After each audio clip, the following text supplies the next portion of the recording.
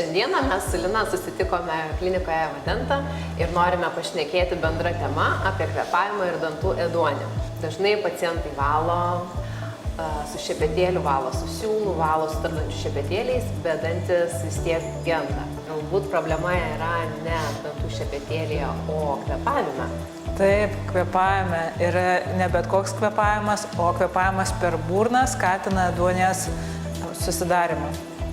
Ir naujausi tyrimai rodo, kad net 64% ištvermės sportininkų, tokie kaip bėgikai, padelio žaidėjai, turi didesnę tikimybę ėduonies susidarimui, nes sporto metu jie kvėpuoja per burną.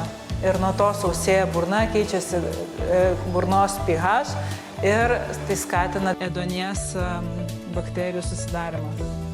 Tai paaiškina tai, ką matome kiekvieną dieną kabinete, kai sutinkame savo pacientus. Dažnai būna sausa burna ir daug karieso pažeistų dantų.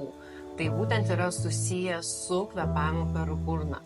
Tai jeigu pacientas gali valytis tikrai 20 kartų per dieną, bet jeigu jis kvėpuoja pro burną, tai yra labai susijęs su karieso atsiradimu, dėl to, kad seilės yra tiesiogiai susijusios su apsauga.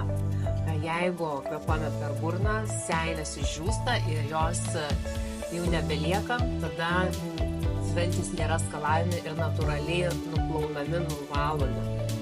Ir galima taip reziumuoti, kad švari, bet sausa burna tai yra atviros durys ėduoniui.